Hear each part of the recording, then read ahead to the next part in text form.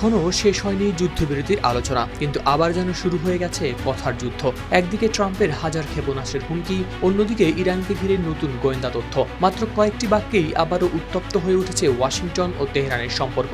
চলমান উত্তেজনার মাঝে ট্রাম্পের দাবি, যদি ইরান তার উপর হত্যা চেষ্টা চালায় তাহলে জবাবে ইরানের দিকে 1000 ক্ষেপণাস্ত্র ছোড়া হবে, আর প্রয়োজন হলে তার পরপরই নিক্ষেপ করা হবে আরও হাজার হাজার ক্ষেপণাস্ত্র। নিজের সামাজিক যোগাযোগ মাধ্যম ট্রুথ সোশ্যালে দেয়া এক পোস্টে ট্রাম্প বলেন, ইরান বিশ্বের বিভিন্ন জায়গায় তার বিরুদ্ধে হুমকি দিচ্ছে। তিনি দাবি করেন, এমন কোনো পদক্ষেপ বাস্তবে ঘটলে যুক্তরাষ্ট্রের সামরিক বাহিনী আগেই প্রয়োজনীয় নির্দেশনা পেয়ে গেছে। তার ভাষ্য অনুযায়ী 1 বছরের জন্য সেনাবাহিনী প্রস্তুত রাখা হয়েছে এবং প্রয়োজন হলে আরও বাড়ানো হবে সেই সময়সীমা। সংবাদ মাধ্যম আল জাজিরার প্রতিবেদনে প্রকাশ পেয়েছে এই তথ্য।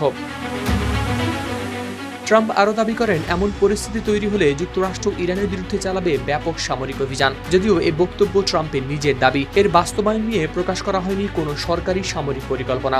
এদিকে এই উত্তেজনার পেছনে রয়েছে কয়েক বছরের পুরনো একটি ঘটনা। 2020 সালে ট্রাম্পের নির্দেশে ড্রোন হামলায় নিহত হন ইরানের শীর্ষ জেনারেল কাসেম সোলাইমানি। এরপর থেকেই মার্কিন কর্মকর্তারা বহুবার আশঙ্কা প্রকাশ করেছেন, সেই ঘটনার প্রতিশোধ নিতে ইরান লক্ষ্যবস্তু করতে পারে ট্রাম্পকে। এদিকে মার্কিন সংবাদ মাধ্যম সিএনএনের এক প্রতিবেদনে দাবি করা হয়েছে, ইসরায়েল সম্প্রতি যুক্তরাষ্ট্রকে একটি নতুন গোয়েন্দা সতর্কবার্তা দিয়েছে। সেখানে বলা হয়েছে, ট্রাম্পকে হত্যা সম্ভাব্য একটি পরিকল্পনা নিয়ে নতুন তথ্য পাওয়া গেছে। তবে বিষয়টির সঙ্গে সংশ্লিষ্ট অন্য কয়েকজন মার্কিন কর্মকর্তা ভিন্ন ব্যাখ্যাও দিয়েছেন। তাদের মতে, ইরানের বিরুদ্ধে আরও কঠোর সামরিক পদক্ষেপের পক্ষে অবস্থান শক্তিশালী করতেই হয়তো সামনে আনা হয়েছে এই গোয়েন্দা তথ্য।